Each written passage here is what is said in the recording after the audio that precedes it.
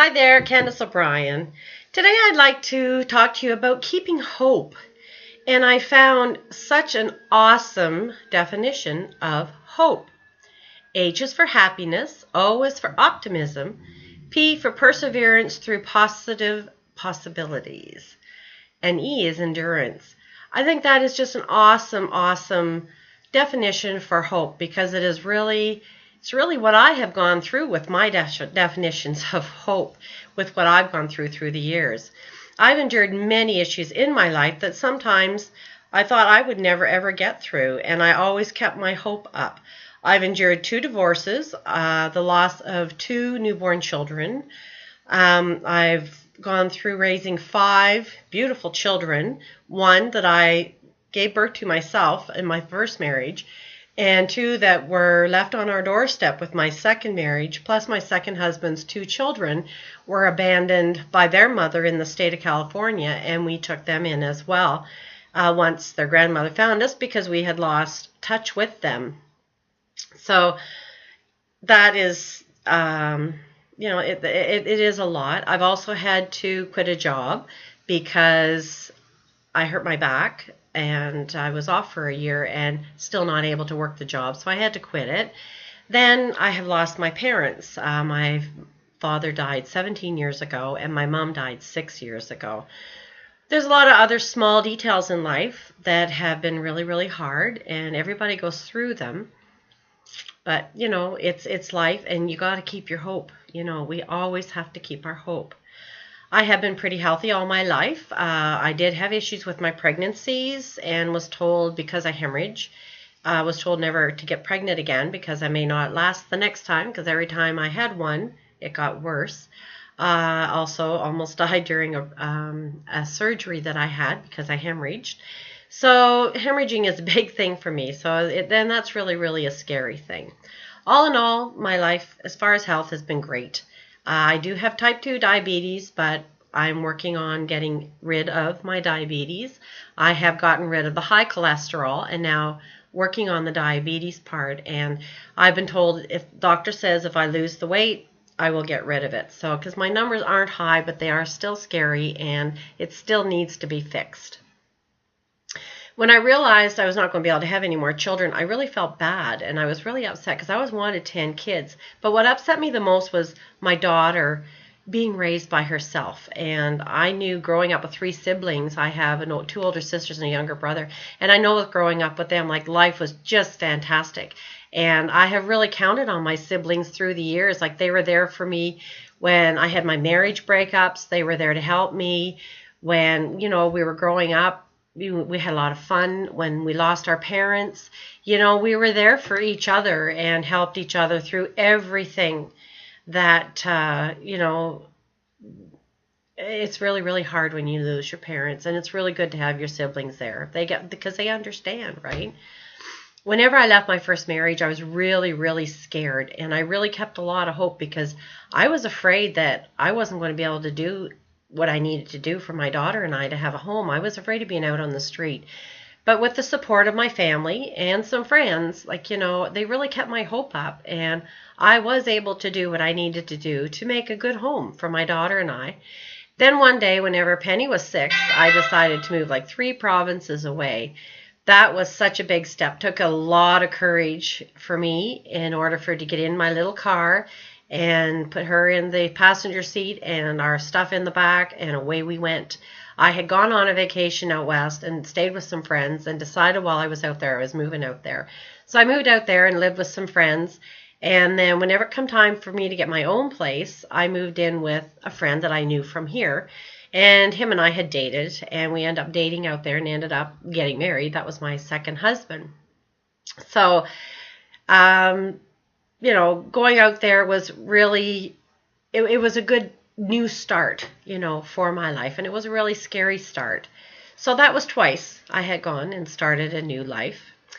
And what I have endured in my life is a lot of the same things that everybody else goes through. And I have really learned a lot of really important things. I have learned that when one door closes, another one always opens. And sometimes they're always to an opportunity of something or another. And you have to realize that door is open and it's up to you to step through it. Great things happen when you muster up the courage and take the first step. A positive attitude and self-talk is something that I have really, really had to hold close to me through the years with all I had gone through. Because whenever we got our kids, like we went through a lot of having to get professional help for some of the kids because of the things that they had gone through, and keep being positive that the professional help was going to help them and to help us and our family.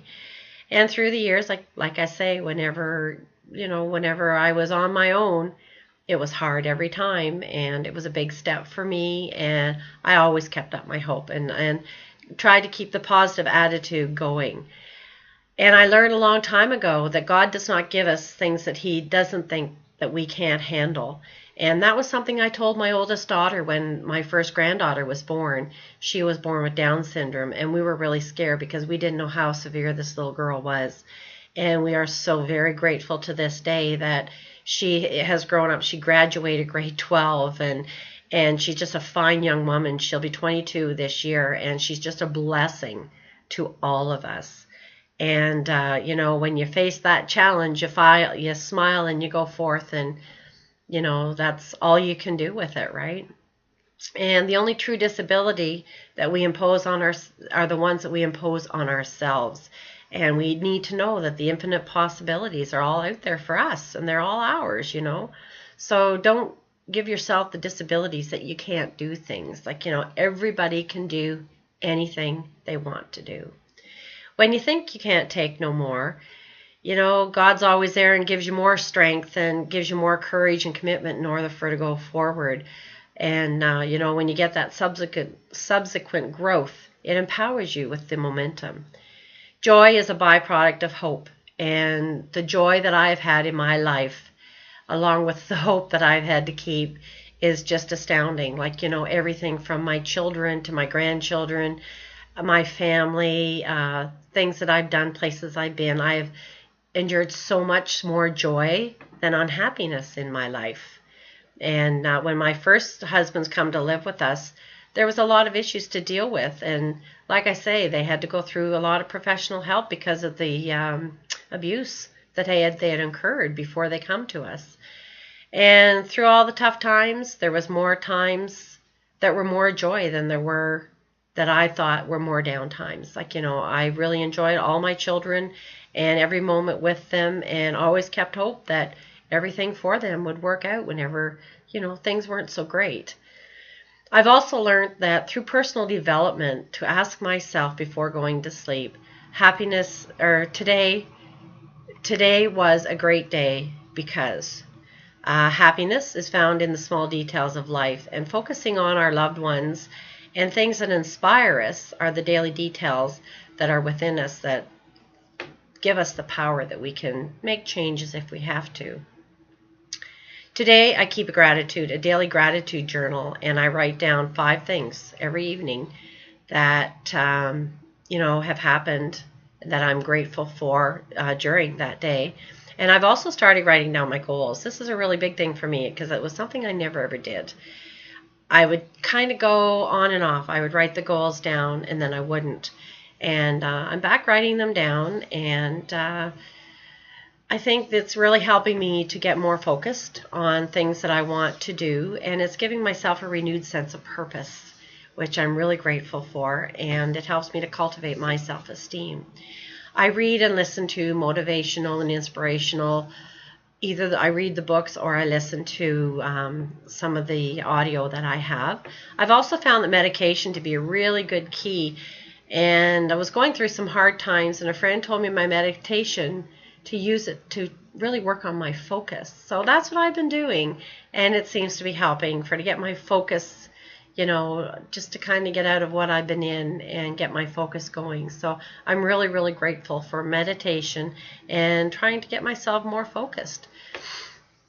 I have a vision board, and I have pictures of things and verse and affirmations on there that I read every day to help me. And to help vision where I want to be. I have pictures on there of the things that I do want, and hopefully, and that's what I'm striving for, is to embrace them, and to, with my visualization, to make them come forth. That, yeah, those are going to come true for me.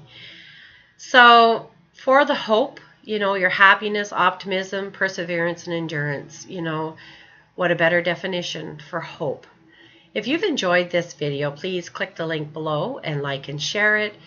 If you are looking to know more about me, click the link below, and you want to connect with me, click the link below. I'd be happy to hear your thoughts on hope and some of the things that you've gone through, that you've had to really hold the hope close to your heart and know that things were going to be okay. Make it an awesome day. Bye for now.